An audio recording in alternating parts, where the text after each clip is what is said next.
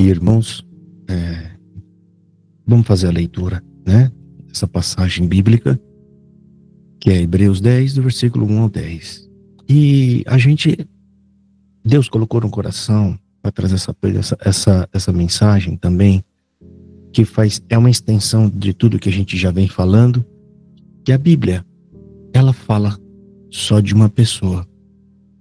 A Bíblia fala do Filho amado de Deus. O projeto que Deus tinha, que Deus tem, aliás, Deus já está fazendo, que era sacrificar o próprio Filho para resgatar muitas pessoas, para dar vida e perdão para essas pessoas. Então, a Bíblia, ela conta a história de o quanto que Deus nos amou. E qual é o ponto disso? Aonde que a gente enxerga o tamanho do amor de Deus? Justamente quando o Filho dele veio morrer por nós. E ele não impede. Ao contrário, isso foi plano dele. É aí que está o ponto auge da Escritura Sagrada.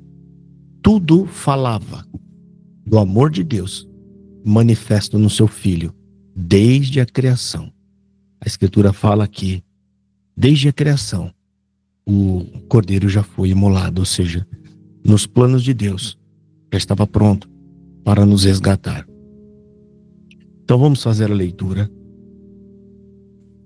do capítulo 10 de Hebreus, do versículo 1 ao 10. A gente vai fazer a leitura, eu vou fazer um breve resumo desses capítulos, do versículo 1 ao 10, e depois eu vou fazer a explanação de tudo, né? Ou seja, eu vou tentar sintetizar isso com passagens da Bíblia, né? O que significa do Velho Testamento a Jesus Cristo, ok? Então vamos ler. Aqui na minha Bíblia, que é a João Ferreira de Almeida ACF, tem um título, né, nesse capítulo que diz Sacrifícios Insuficientes. Vamos ler. Porque tendo a lei a sombra dos bens futuros e não a imagem exata das coisas, nunca pelos mesmos sacrifícios que continuamente se oferecem cada ano, pode aperfeiçoar o que a ele se achegam. De outra maneira, teriam deixado de se oferecer, porque, purificados uma vez, os ministrantes nunca mais teriam consciência de pecado. Nestes sacrifícios, porém, cada ano se faz comemoração dos pecados, porque é impossível que o sangue dos touros e dos bodes tirem os pecados. Por isso, entrando no mundo diz, sacrifício e oferta não quiseste, mas corpo me preparaste. Holocaustos e oblações pelo pecado não te agradaram. Então disse, eis aqui venho. No princípio do livro está escrito de mim, para fazer, ó Deus, a tua vontade. Como acima diz, sacrifício e ofertas e oblações, e holocaustos e oblações pelo pecado não quiseste, nem te agradaram, os quais se oferecem segundo a lei. Então disse, eis aqui venho para fazer, ó Deus, a tua vontade. Tira o primeiro para estabelecer o segundo. Aqui nessa passagem bíblica, irmãos, primeiro a gente tem que entender o que é a carta de Hebreus. Hebreus é uma carta onde não se sabe ao certo quem estava escrevendo. Ele está falando com o judeu e mostrando e tentando mostrar nessa carta que desde o princípio já falava-se de Jesus e da sua morte. E ao mesmo tempo mostrando que a lei envelheceu e acabou e que Deus, através de seu Filho, nos reconciliou com ele em um único sacrifício perfeito, que não carece mais de ser renovado, ou seja, de ser refeito. E é isso que ele está falando. Aqui ele está falando com o judeu, dentro das características judaicas, dentro do que eles entendem como lei e como um ato perfeito. Então, o escritor, ele está tentando explicar para essas pessoas que a lei acabou, porque um sacrifício único e perfeito foi feito, que é o que está aqui, né? Então a gente vai fazer um breve resumo aqui sobre do capítulo 10, versículo 1 ao 10. Aqui está dizendo, irmão, que a antiga aliança, ela apenas vislumbra ou vislumbrava as boas novas, ou seja, Deus já estava apontando para uma nova aliança. Esqueci até de separar uma passagem bíblica que fala sobre isso, mas está lá em Jeremias, capítulo 31, do versículo 31 ao 32, está falando de uma nova aliança, onde Deus vai escrever em nosso coração as suas leis. E lá ainda fala, não como em tábuas, né, mas na carne do nosso coração. E aqui ele fala sobre o Espírito Santo. O Espírito, a lei de Deus, qual é a lei de Deus, irmão? Não que Deus vai escrever os 10 mandamentos no nosso coração, não. A lei de Deus, ela é aplicada através de um único mandamento: amar a Deus sobre todas as coisas. Quando Deus colocou o Espírito Santo em nosso coração, nós passamos a amá-lo. Porque ele permitiu que, através do Espírito Santo, nós pudéssemos entender o que ele fez por nós. A morte de seu filho comove todo aquele que o Espírito Santo entra no coração. Porque nos mostra que algo terrível aconteceu com alguém justo, sem pecado. E tudo isso para nos salvar. Essa é a lei de Deus. Com essa lei nós passamos a amar o próximo como ele nos amou. Ponto final. Ele não precisa escrever os 10 mandamentos ou toda a lei. Não. Ame a Deus sobre todas as coisas. E quando você ama a Deus, significa que você não tem mais prazer na injustiça, nas coisas erradas. Você não quer saber mais da mentira. Você ama a Deus e você quer a justiça dele. Você quer conhecê-lo melhor. Você ama o que é certo, o que é justo. Você ama, ou seja, tudo aquilo que a lei apontava automaticamente se cumpre nesses únicos 2 mandamentos: amar sobre Deus, sobre todas as coisas, que você elimina todo tipo de idolatria, todo tipo de negócios com coisas erradas, você elimina tudo isso, e amar o próximo como ele nos amou. E é isso que ele fez, inserindo em nosso coração o Espírito Santo da graça.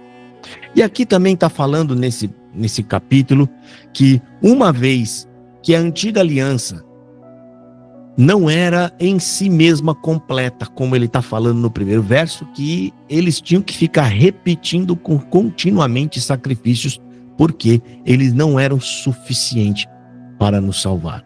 É como se você tivesse doente e você precisasse tomar um remédio para não morrer, ou seja, a sua doença te mata em 1 semana. Vamos pôr esse exemplo. E aí você precisa tomar um remédio. E esse remédio, ele consegue prolongar a sua vida mais 1 semana. Aí você toma. Consegui. Prolongou minha vida mais 1 semana. Quando vai chegando o final do período, você tem que tomar o remédio de novo, porque senão você vai morrer. Aí você ganha a vida por mais 1 semana. Aí quando está chegando ali no 4º, no 5º dia, você tem que tomar o remédio de novo. É exatamente isso que a lei fazia. Eles tinham que ficar renovando constantemente a lei. E mesmo assim, o homem continuava sob domínio do pecado. Jesus Cristo, ele elimina a doença. Ele não fica cobrindo o efeito da doença como a lei fazia. A lei apenas cobria. Ela escondia da face de Deus o pecado que está operando em nosso coração. Jesus Cristo, ele vem eliminar isso.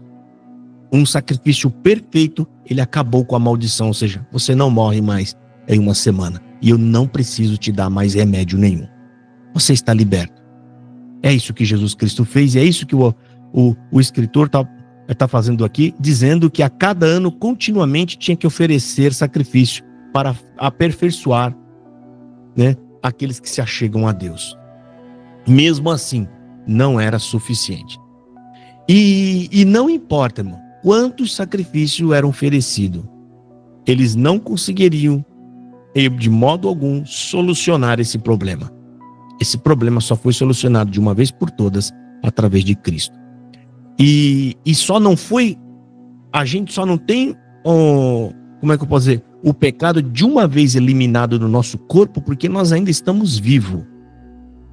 Porque precisava reconstruir o corpo novamente, todo, para poder remover o pecado. E isso vai acontecer quando? Quando nós morrermos.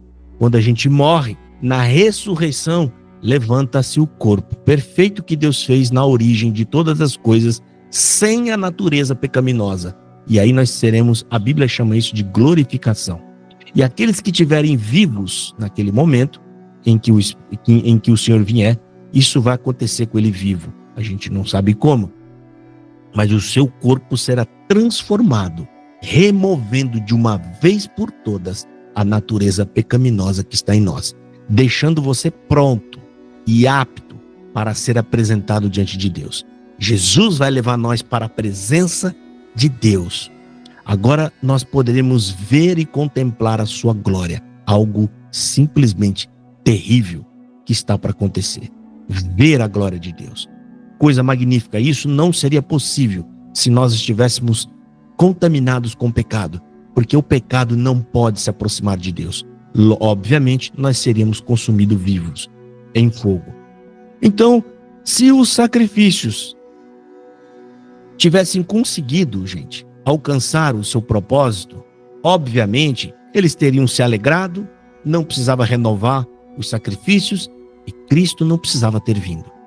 A vinda de Jesus Cristo é a prova de que tudo precisou ser refeito e de uma forma completa, né, e perfeita.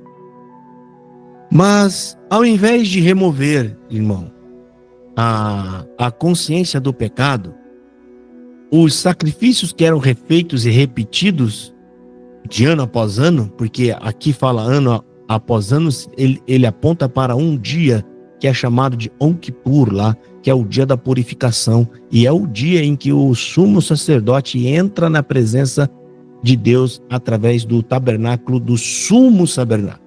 Por isso que aqui está falando de uma vez por ano, fora os outros sacrifícios que era feito rotineiramente, né? Então, se o sangue dos bodes, eles não têm poder para eliminar o pecado, por quê? Porque um animal, gente, não pode morrer por um homem. Não pode morrer por uma criatura feita à imagem e semelhança de Deus.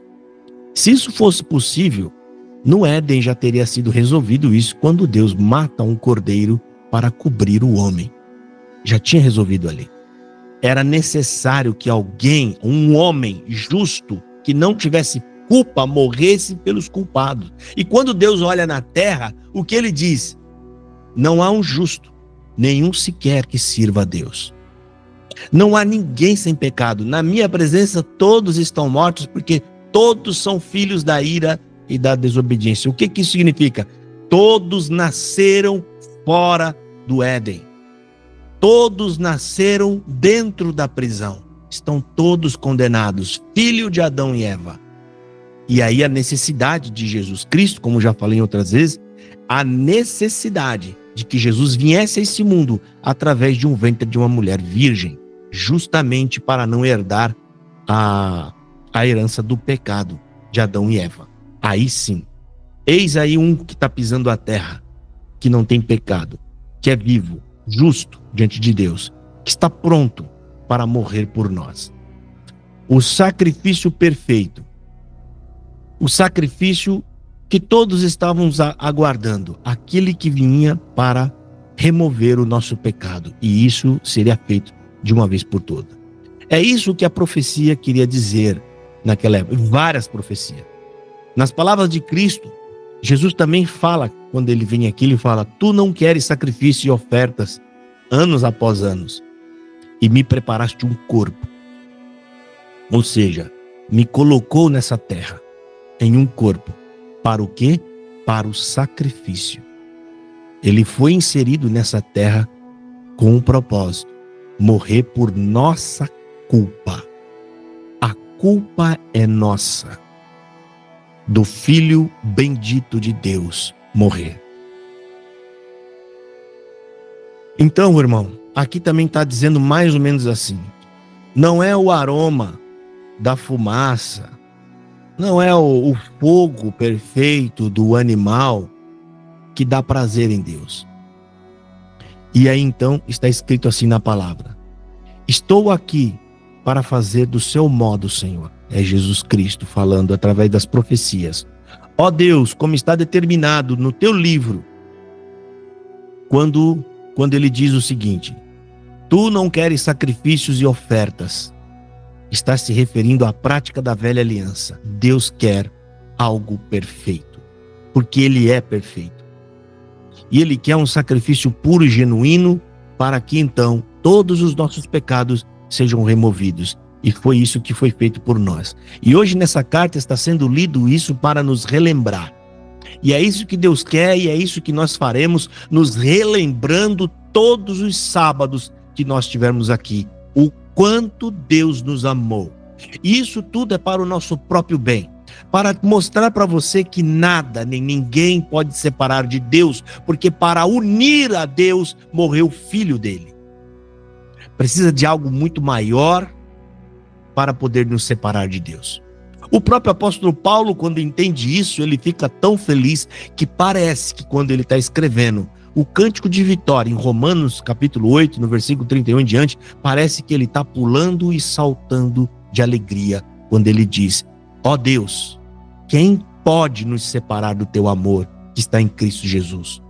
Essa é uma pergunta retórica que Paulo está fazendo ali. Ou o que é uma pergunta retórica? É uma pergunta que não carece de resposta, porque é em si uma afirmação. Ou seja, ele está querendo dizer o quê? Ninguém e nada pode nos separar de ti. Nada.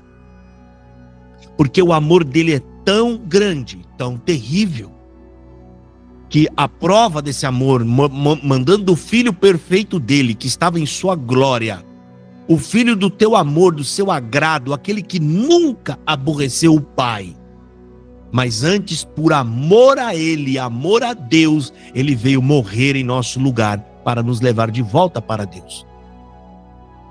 Portanto, irmão, essa palavra está sendo pregada, e aqui ainda nem entramos ainda na introdução para poder fazer explanação sobre a gente vai tentar fazer um apanhado da lei ao Novo Testamento. Mas tudo isso vai ser pregado aqui e sempre para mostrar para nós esse grande e terrível amor. E que isso sirva para todos nós que aqui estamos. Se você não fala de Jesus e desse amor, quando você fala de salvação e de Bíblia, você não está falando do Evangelho. O Evangelho conta essa história.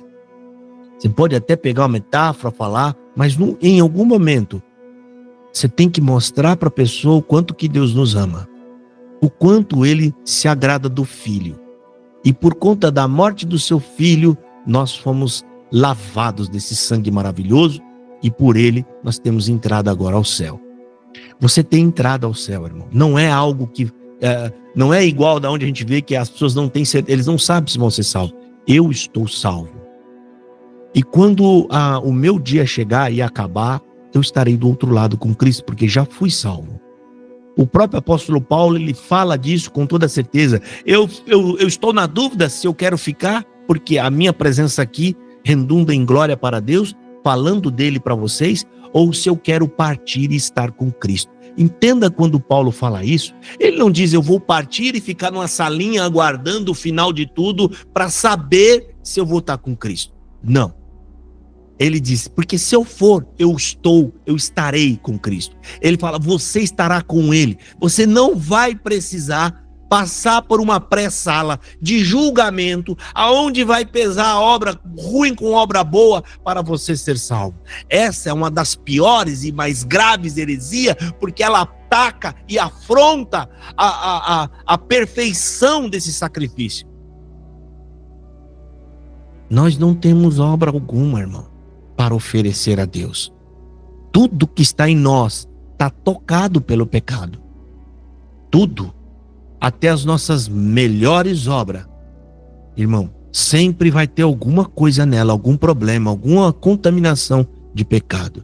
Seja porque você quer ser mais crente, seja porque você quer dizer que o ama, a gente não tem como. Eu estou falando isso nas melhores condições ainda. Agora sim, vamos entrar aqui para fazer essa transição e tentar e mostrar aqui do que a carta de Hebreus se trata e do que ela fala. Ela está dizendo exatamente essa transição da velha aliança até chegar em Jesus Cristo. Essa é a preocupação do autor. Primeiro a gente vai começar com uma pergunta. Você já se perguntou, meu irmão, por que Deus entregou ou deu tantas leis, rituais e sacrifícios no Antigo Testamento? Isso parece muito complexo, tão cheio de regras e tantas coisas. Mas tudo isso, irmão, aponta para um propósito. E qual era o propósito de tudo aquilo? É aqui onde a gente vai começar a explanar. Todo esse monte de regra, sacrifícios, todas essas coisas. Por que é que Deus, inseriu tanta coisa? Agora você vai entender. Ele fala lá que tudo aquilo ali simbolizava e representava e mostrava o tamanho da sua santidade. O Antigo Testamento, irmão, era um fim em si mesmo. Ele mostra em si mesmo o propósito de tudo aquilo. Ou seja, um grande mapa que está mostrando para nós a sombra que aponta para a realidade do que tem no céu, ou seja, a glória de Deus que se manifestaria através do seu filho que viria. Deus, através de tantas leis e mandamentos que eram necessárias, Deus não estava fazendo aquilo para encher as pessoas de trabalho.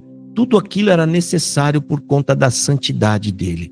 Para que ele pudesse minimamente se aproximar do homem, eles tinham que fazer esse monte de coisas, porque a santidade de Deus não precisava nem mandar. Ele não precisava falar, consuma essa pessoa. A própria santidade que exala dele consumiriam as pessoas vivas em fogo.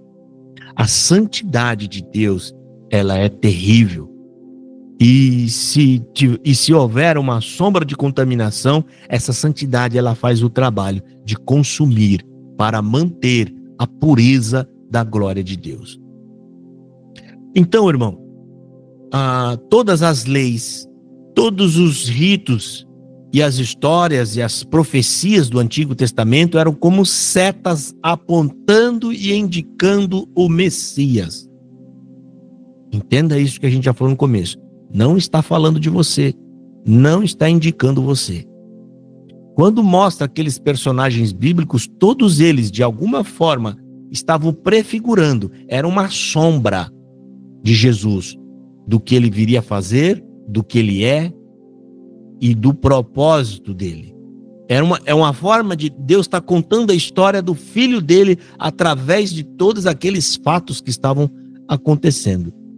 E para nós entender a plenitude da obra de Cristo, por isso a gente precisa ver no Antigo Testamento,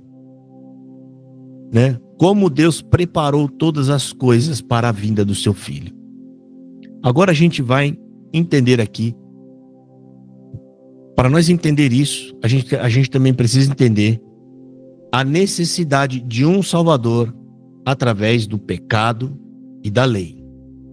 Pecado e a lei são duas coisas opostas, mas que uma aponta para a outra. O pecado, a lei mostra o pecado, e o pecado, refletindo na lei, mostra por que é que nós não podemos nos justificar diante de Deus através de nossas próprias obras. Precisamos da morte de Jesus para nos justificar. Ou seja, a lei veio para mostrar não só a santidade de Deus, mas o quão longe nós estamos de ser uma pessoa santa ou perfeita. A lei foi luz. Sabe quando você nasceu, cresceu e viveu dentro de um quarto sem luz? De repente, alguém acende uma luz, depois de muitos anos. E quando aquela luz acendeu, você viu um quarto completamente bagunçados, cheios de dejetos físicos seu, em lugares, urina e aquelas coisas todas, e aí você viu quão imundo é o seu ambiente. Foi isso que a lei fez. A lei, quando vem, ela mostra o quanto nós somos pecadores e o quão distante. A lei é um parâmetro para poder mostrar para nós o tamanho do afastamento que estamos daquilo que Deus quer da gente. Minimamente, daquilo o que pode, precisa para poder se achegar a Deus. Quando o nosso corpo for glorificado, a lei será eliminada, não vai precisar mais dela, porque nós vamos estar simplesmente purificados, sem pecado algum, agradando a Deus por natureza. A nossa natureza deixará de ser pecadora e Deus vai transformar a nossa natureza em uma natureza santa. Santa.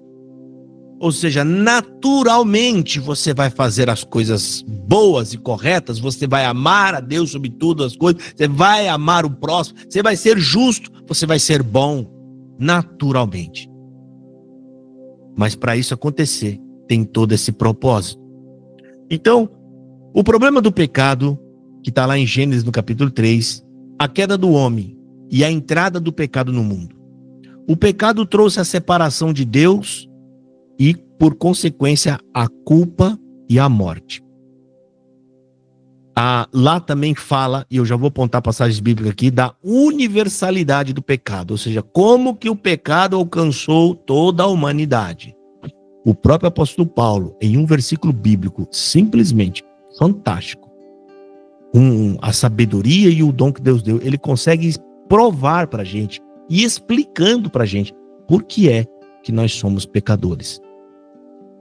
Primeiro ele fala que ninguém pode se achegar a Deus porque todos são pecadores. Ele fala lá em Romanos capítulo 3, versículo 23. Todos pecaram e destituídos estão da glória de Deus. 2 capítulos à frente, capítulo 5, versículo 12, ele explica como que nós sabemos que somos pecadores. Como que você entende isso? Lá em Gênesis 3 ele fala, o homem é imortal, não morre. Deus fala, se você pecar, você se torna mortal. Você morre. Entenda, irmão. Homem não morre. Mas Deus diz. Deus dá uma ordem.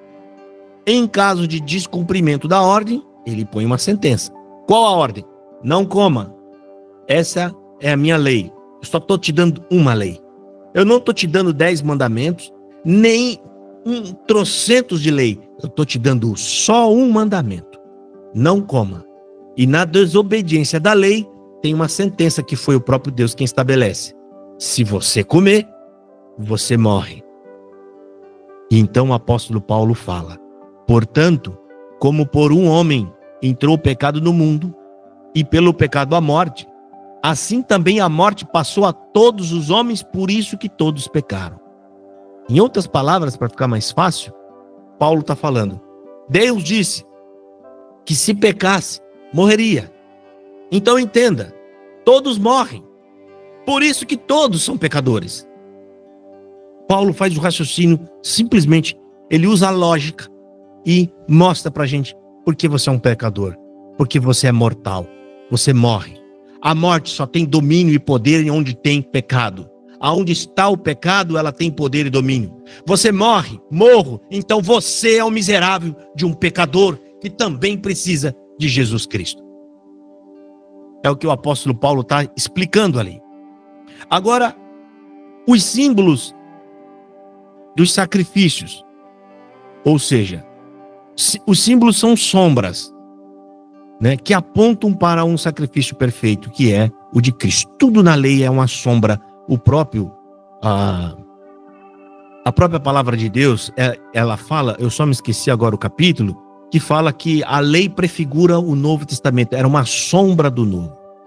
Então, a exigência de sacrifícios, irmãos, a exigência de sangue, que está lá em Levíticos capítulo 17, explica que no Antigo Testamento a expiação dos pecados exigia derramamento de sangue.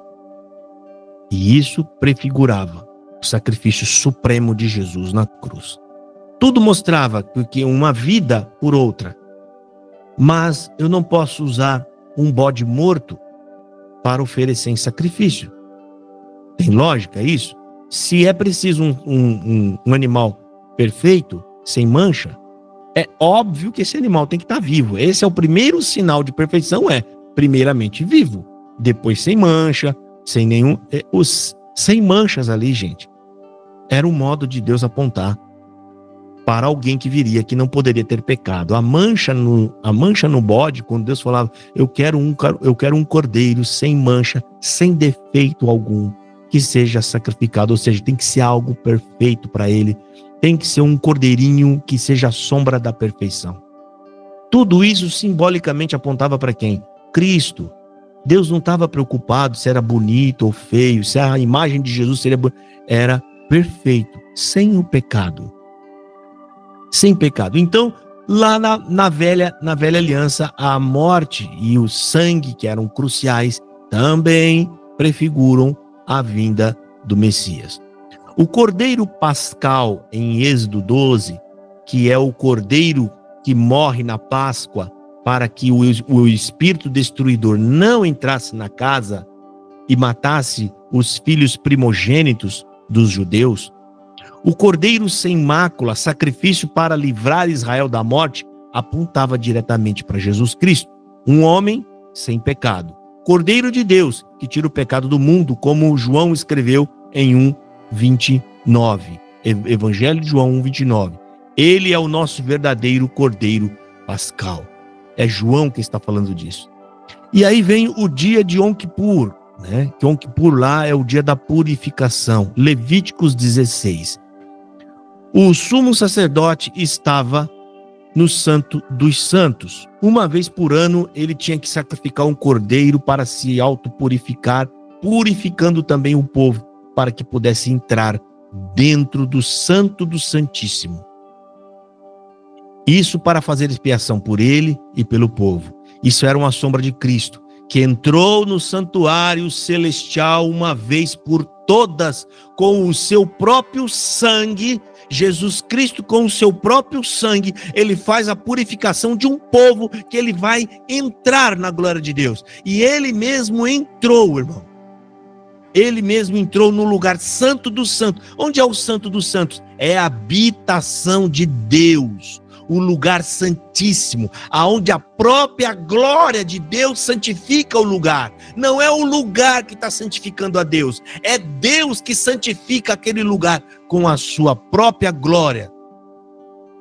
E o nosso Salvador, que te ama e me ama, entrou lá por nós, e nada vai nos separar dele. Nem mesmo os nossos sentimentos que não agradam a Deus, nem mesmo os pecados que nós já cometemos e que vamos cometer no futuro, porque ele sabe que nós estamos presos em um tabernáculo de carne, aonde é inclinado ao pecado todos os dias. Ele sabe disso. Ele sabe que essa carne é uma prisão onde você está vivendo.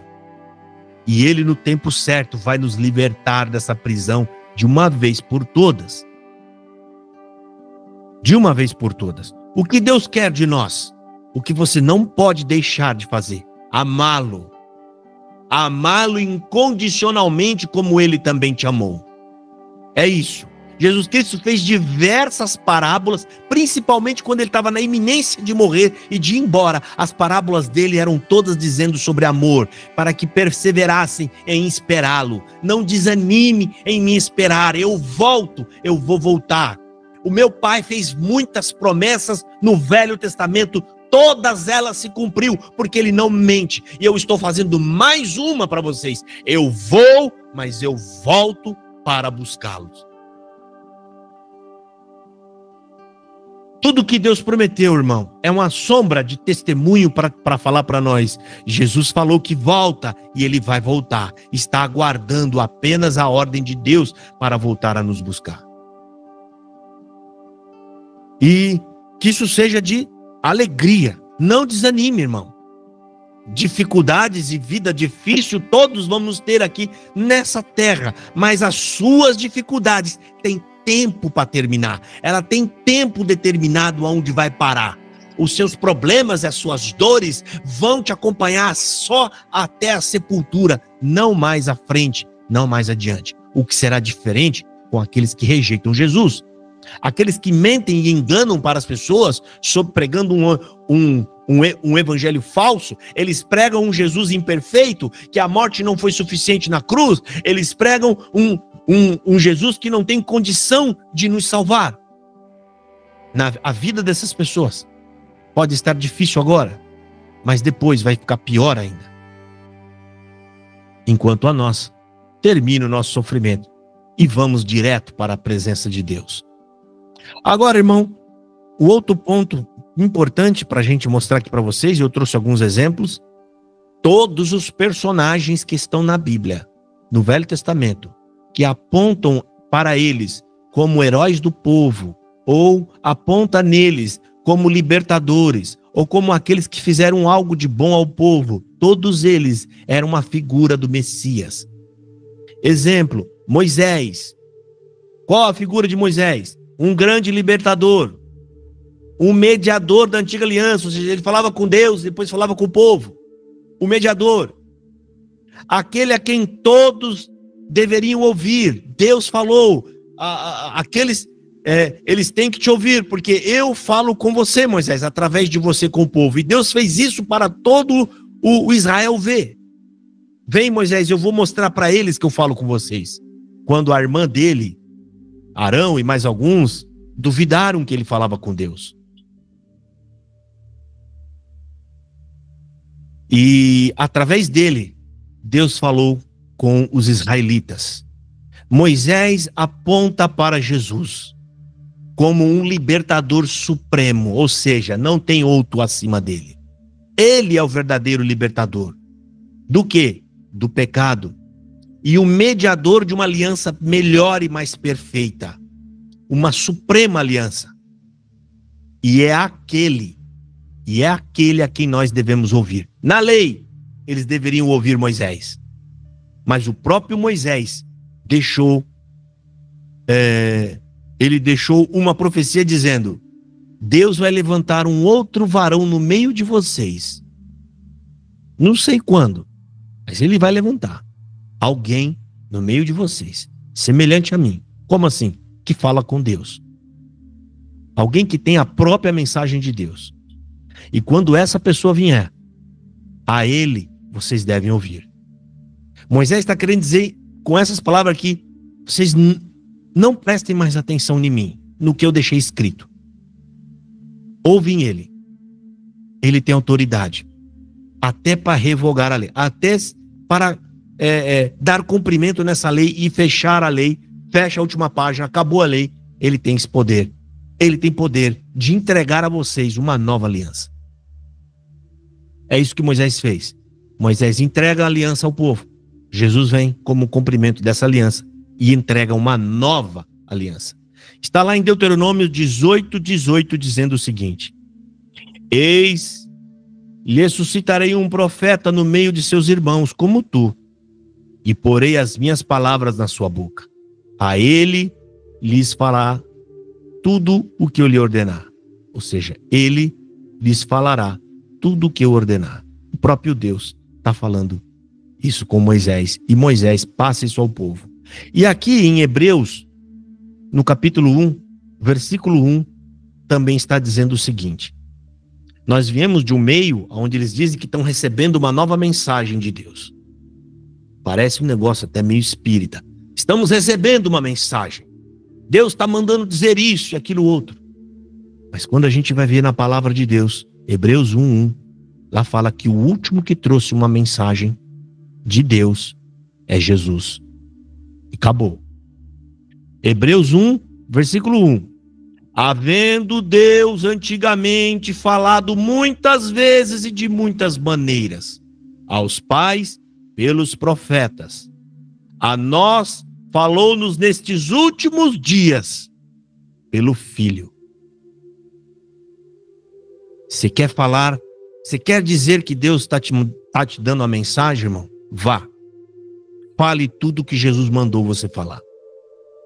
Você falando o que Jesus mandou você falar, você está falando a mensagem de Deus. A nova mensagem de Deus. Leve a mensagem do Messias. O próprio Senhor Jesus não ousou em trazer uma mensagem dele mesmo. Ele não fez isso. Ele falou: tudo que eu vos falo, eu ouvi diante de meu Pai. Em outras palavras, ele está falando: o meu Pai falou para mim lá, antes de eu vir. Jesus vai lá e fala com eles. Isso, isso e isso. E ele veio trazer a mensagem. Mas existem homens por aí, atropelando isso que Jesus falou, e trazendo novas mensagens e novas revelações. E todas elas apontam para a glória humana. Que Deus vai te encher e vai te dar. Vai virar seu cativeiro. Você não é por cauda, você é por cabeça. Não, meu querido. Você não é cabeça. A única cabeça é Cristo. E a gente não está aqui por glória humana alguma. Nós buscamos a glória de Deus.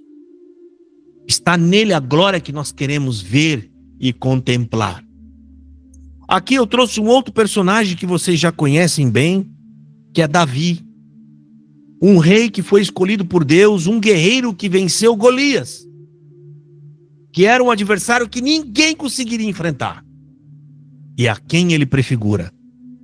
O Rei dos Reis, o Senhor do Senhor, que venceu o pecado, a morte e o diabo.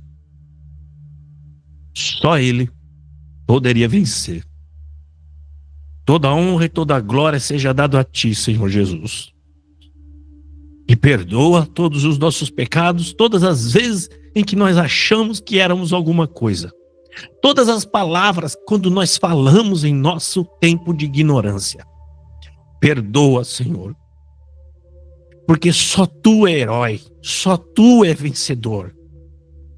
Ninguém tem poder para vencer. Nós não vencemos nem os nossos próprios desejos, nem os nossos pecados que estão dentro do nosso coração. Quem dirá vencer a morte, o pecado e o diabo?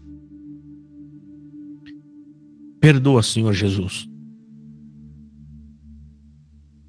O maná no deserto, que está em Êxodo 16, o pão que alimentou o povo e deu vida para eles por 40 anos. Um pão que milagrosamente descia do céu todos os dias para alimentá-los. E como Deus observou a própria lei que ele deu, no sábado não caía o maná, mas na sexta-feira caía a porção dobrada para eles comer na sexta e no sábado. O maná, o pão que desce do céu, que sustentou os israelitas, prefigurava Jesus, o verdadeiro pão da vida que você precisa comer para ter vida. Esse é o pão que desceu do céu. Está lá no Evangelho de João, capítulo 6. Os judeus ficaram bravos e loucos porque não estavam entendendo nada. E eles achavam que deveria comer Jesus de verdade e beber o seu sangue. Canibalismo. E aí eles falaram, esse homem está louco. Mas eles não entendiam. Eles não tinham a mínima ideia de quem estava na frente dele não era um homem como eles são. Era Deus encarnado falando com eles. Aquele Deus que eles não conseguiram ouvir. Eles foram diante de uma montanha e a voz de Deus, quando falava com Moisés, tinia os ouvidos dele por conta do pecado. E eles não conseguiriam ouvir e falar, Moisés, fala tu conosco mesmo que nós não estamos aguentando ouvir a voz desse Deus. Fala tu conosco. Pois é, Deus é tão bom, tão misericordioso, que sabendo que eles não conseguiriam ouvir, Deus se encarnou e veio na terra e falou olho nos olhos com eles. Deus novamente veio e falou com eles. Jesus, quando vai para o monte fazer o sermão maravilhoso das bem-aventuranças, aquilo é a mesma, se eles estivessem atentos, eles iam perceber que é a mesma coisa que foi feita no deserto. Deus leva o povo ao monte para falar com o povo e entregar para eles o seu manifesto, ou seja, aquilo que ele quer do povo, aquilo que ele espera do povo. Exatamente o que Jesus fez. Só que agora é como se Deus estivesse dizendo, agora vocês podem me ver. E agora vocês podem ouvir a minha própria voz, falando diretamente com cada um de vocês. Hoje, nós somos bem-aventurados, porque ele nos revelou isso. Nós não somos sábios, foi ele que revelou. Através da vinda de Jesus e depois através da vida dos apóstolos, que deixaram relatado e escrito tudo que Jesus fez e sua doutrina, deixando tudo nas escrituras e Deus abrindo o nosso coração para crer. E hoje nós temos tudo isso que já se cumpriu. Não tem mais nada novo a ser revelado. O ponto áureo de toda a revelação é Jesus Cristo sendo revelado como o Cordeiro que tira o pecado do mundo. Acabou, irmão. Não existe mais nada novo, não existe novas revelações. Acabou. O nosso trabalho agora é só repetir o que Jesus falou e o que os apóstolos fizeram. O nosso trabalho é só replicar essa mensagem, levar a todos quantos têm ouvidos para ouvir, como diz a palavra de Deus. Portanto, irmão, todos os personagens bíblicos sempre apontaram para Cristo. Mardoqueu, aquele que tinha feito uma obra maravilhosa, que ajudou a salvar o povo, é Jesus. A obra dele está registrada, nos salva. Esther, quando entra no pátio real e Deus estende o cetro, e aí ele faz um pedido para salvar um povo. Tudo isso prefigura a imagem de Jesus Cristo. E as profecias? A voz dos profetas anunciavam o Messias.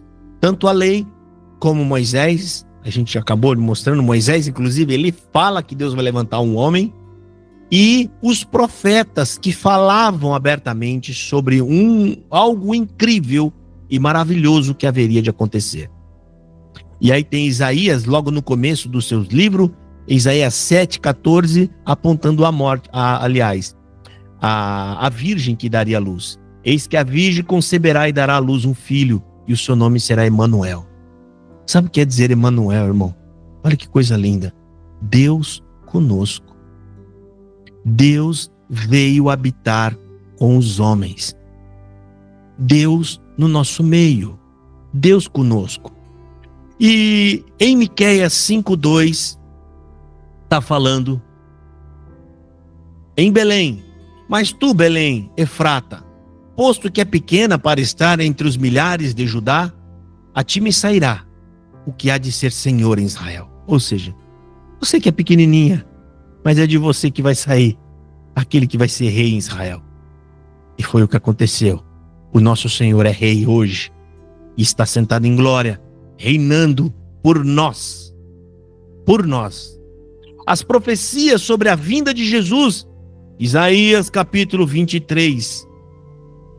O servo sofredor. Essa passagem, irmão, detalha a forma impressionante do sofrimento de nosso Senhor Jesus. Isaías 53. A rejeição e a morte expiadora de Cristo.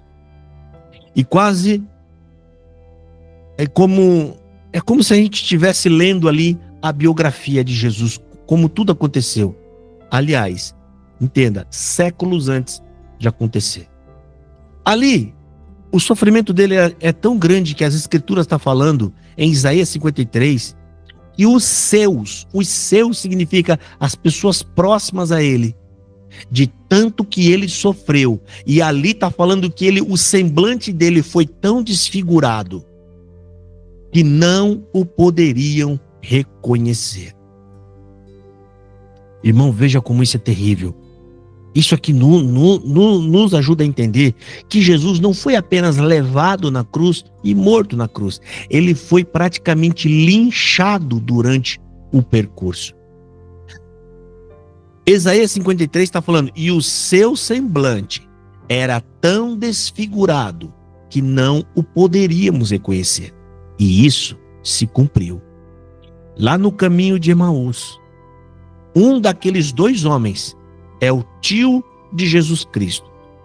Porque nós vamos ver lá em João, na hora da crucificação, se não me falha a memória, no capítulo 19, lá está falando que haviam 3 Marias no pé da cruz.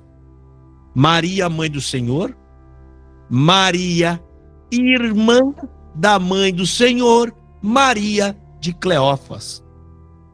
Entendo que ali, a informação que ali está falando, que tinha a mãe de Jesus, que é a Maria, e tinha uma outra Maria, que era irmã dela, e que inclusive o texto fala, essa Maria era a Maria de Cleófas.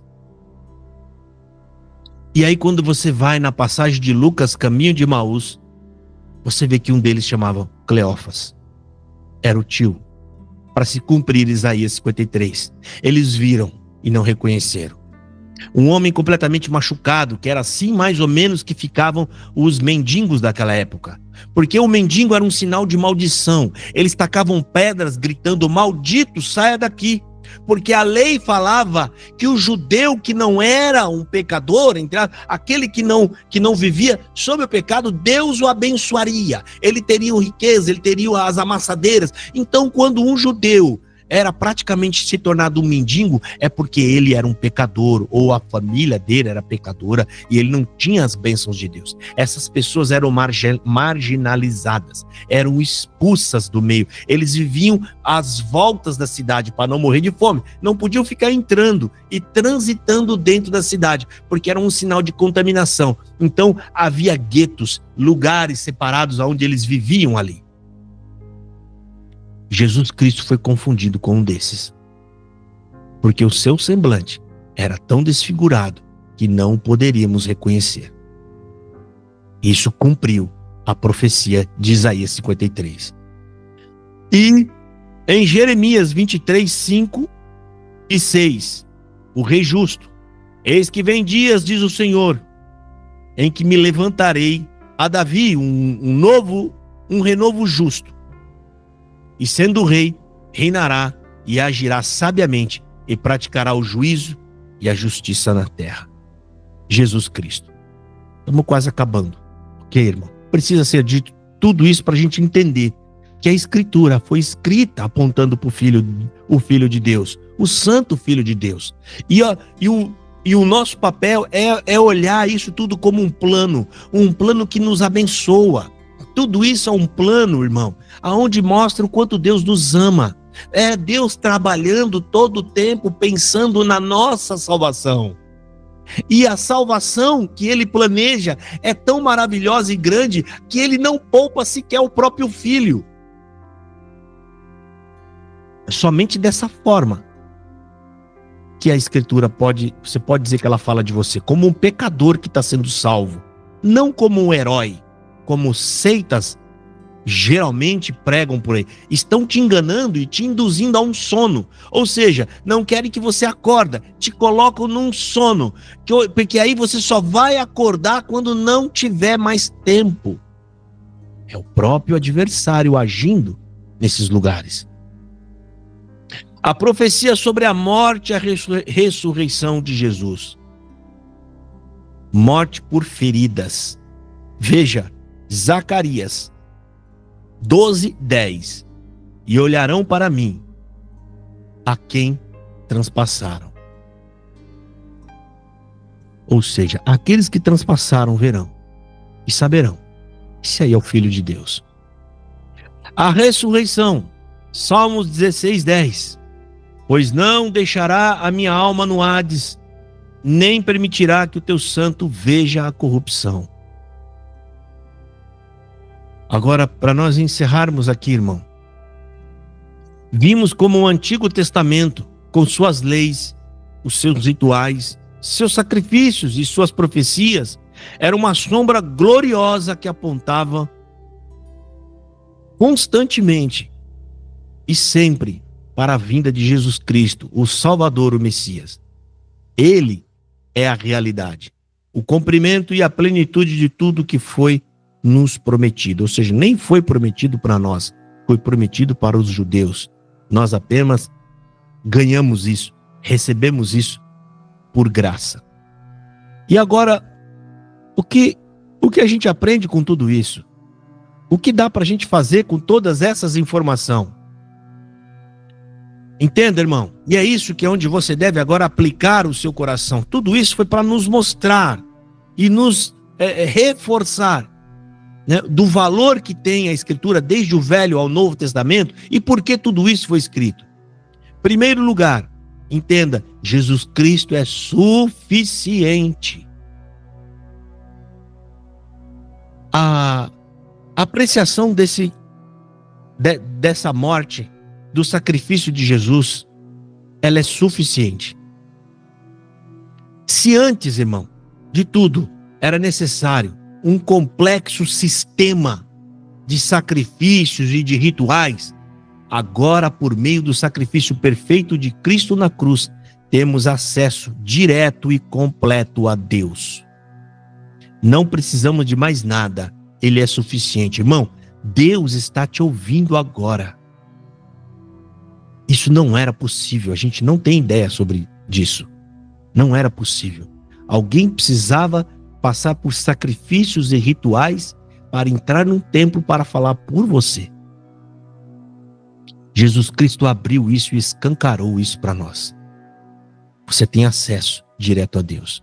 Sabe o que é você chegar no presidente da República, você pegar um ônibus da sua casa, chegar lá em Brasília e você começa a entrar no palácio e ninguém te barra, ninguém te pede documento, ninguém te pede nada e você vai entrando e passando por corredor e você vai passando por sala e antessala e de repente abre-se uma porta e você está de cara com o presidente sentado esperando você sentar lá para falar com ele.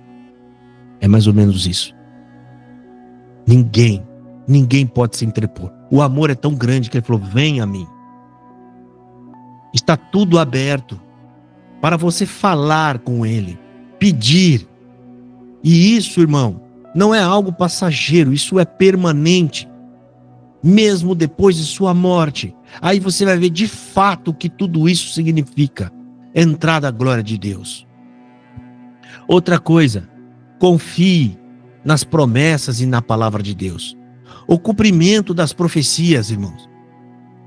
E a coerência entre o Antigo e o Novo Testamento confirmam a veracidade e a inspiração divina da Escritura. O Velho Testamento, irmão, ele dá testemunho ao Novo Testamento. Tudo que Deus prometeu e que está registrado no Velho Testamento, observa, tudo se cumpriu. Até coisas que não poderia cumprir, cumpriu. Deus abriu o mar, Deus deu leis e regras, Deus abençoou o povo, Deus fez livramentos maravilhosos. Deus prometeu a primeira vinda do Messias e ele veio. Agora ele diz: eu voltarei. E o tempo de evangelizar é esse, irmão. Levar essa mensagem adiante para o maior número de pessoas que você puder. É a forma de você trabalhar ao reino e tentar salvar o maior. Sabe, irmão, um barco está afundando.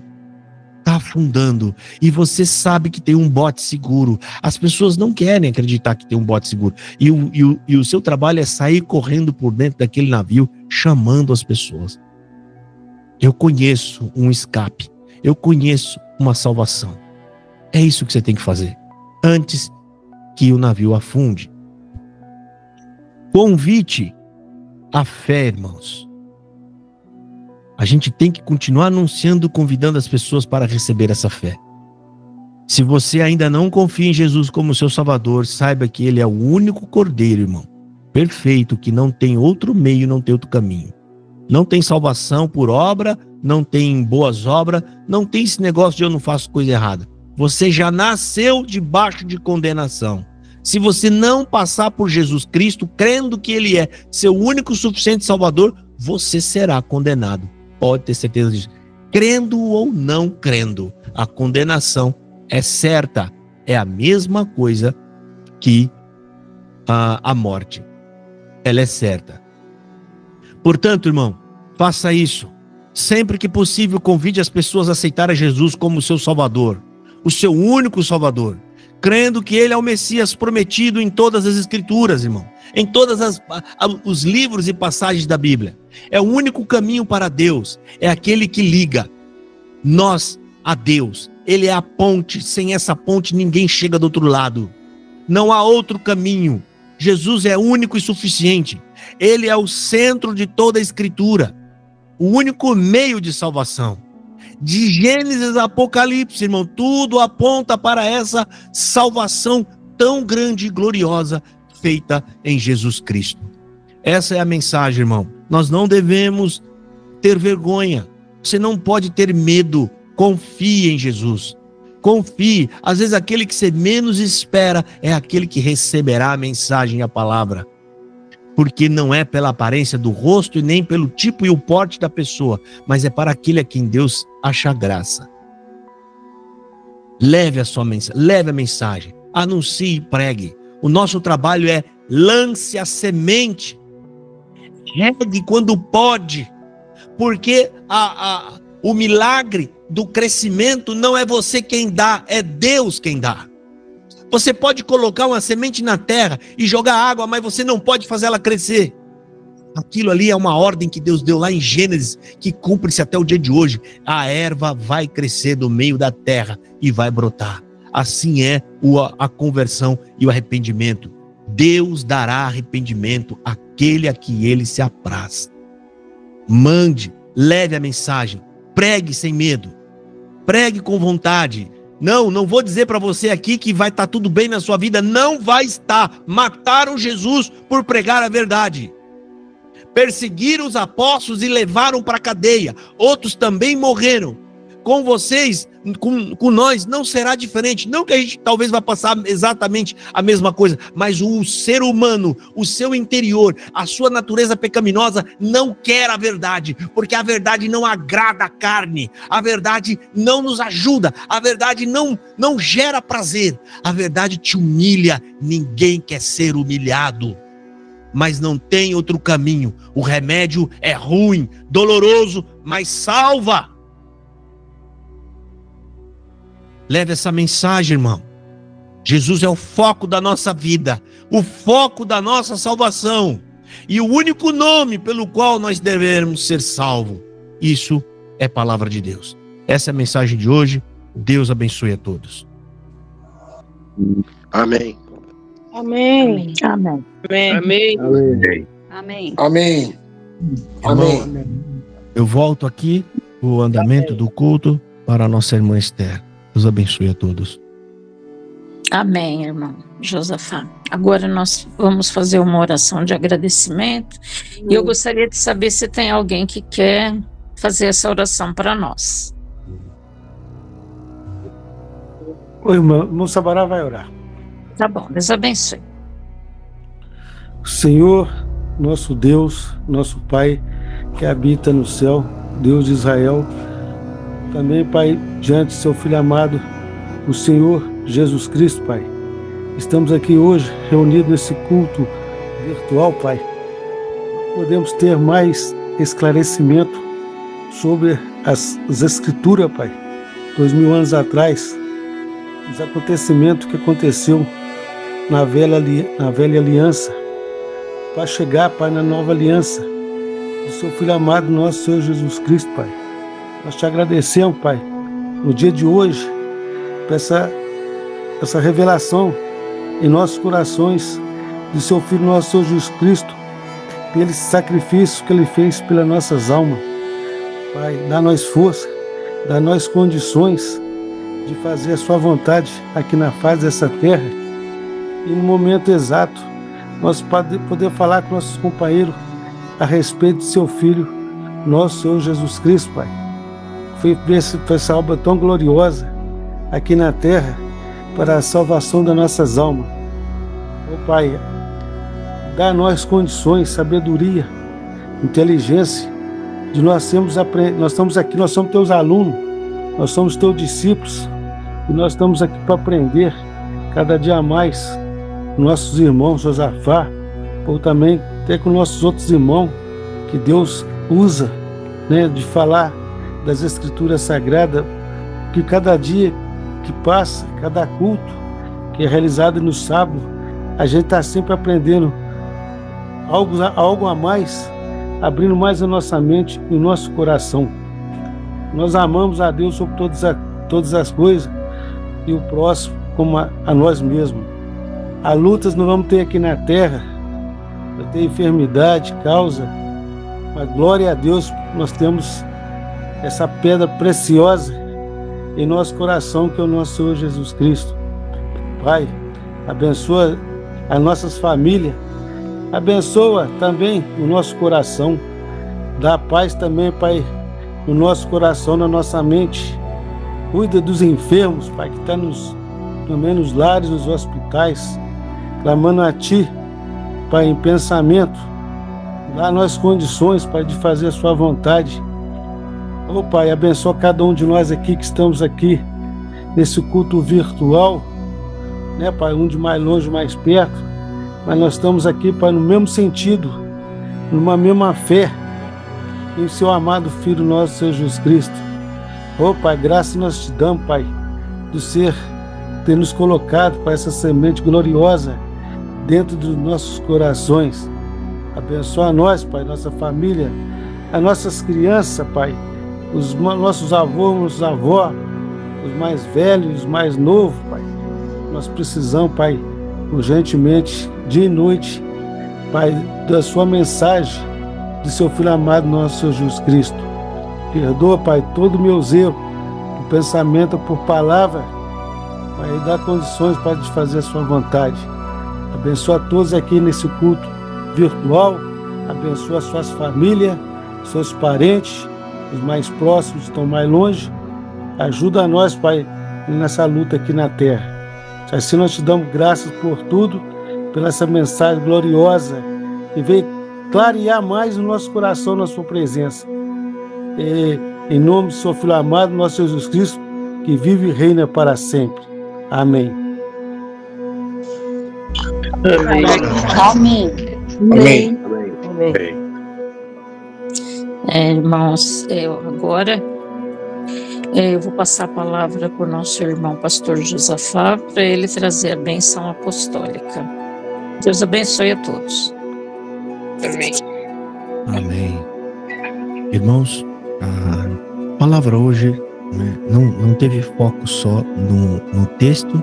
Isso foi falado naquele texto. A gente já deu uma explanação breve sobre o texto, mas a ideia era pegar o texto e explicar o que mais profundamente o que ele está querendo dizer, comparando que o Velho Testamento com o Novo, ele apontava para o Novo, que era Jesus. Era essa a ideia do texto. Fica um pouco mais longo, às vezes um pouco mais cansativo, mas a pregação também é instruir, como o irmão fez na oração. Quem diria que nós um dia íamos falar, né? Nós te amamos, Senhor Deus, na oração. Que a gente ia dizer, Senhor, nós estamos aprendendo com a tua palavra. Em outras épocas a gente agradecia porque Deus tinha prometido abrir portão. Senhor, agradecemos pelas promessas que o Senhor está fazendo na nossa vida. Cumpre essa palavra. Cumprir a palavra era faz o que você falou que vai fazer. Faz isso aí para mim. Faz aquilo outro. Às vezes até estava agradecendo, ninguém sabe, porque a palavra não tinha. Eles não falam claramente o que é. Deus vai tirar uma pedra do nosso caminho. Senhor, cumpre essa palavra. E às vezes está pedindo a morte de alguém. O vizinho, o chefe, algum agente que tem intriga. Isso não é evangelho, irmão. Eu estou falando isso para te mostrar. Isso não é evangelho. E eu quero, e torço, todos nós estamos orando, para que da mesma forma que fomos alcançados, você seja alcançado também. Entenda que o evangelho nos humilha, ele nos baixa. Ele faz nós sentir o que nós verdadeiramente somos, pecadores. E que Jesus Cristo não morreu na cruz para te dar triunfalismo, vitória, bênçãos, nada disso. Ele veio resolver um problema maior do que esse, que era trazer a paz com Deus, reconciliar nós com Deus. O resto, meu querido, Deus vai abençoando e Ele vai livrar nós de todos esses problemas que você tem hoje, quando você for embora daqui. Acabou. E aí é glória, junto com Deus. Vamos encerrar. Que a paz de Deus, que está sobre o seu próprio Filho e o nosso amado e Salvador Jesus Cristo, junto com a porção do Espírito Santo que Ele encheu em nosso coração, transmitindo a nós o amor divino, junto com os conselhos de sua sagrada palavra, que continue nos guiando neste caminho que está nos levando à vida eterna. Amém. Amém. Amém. Amém. Amém. Só lembrar os irmãos.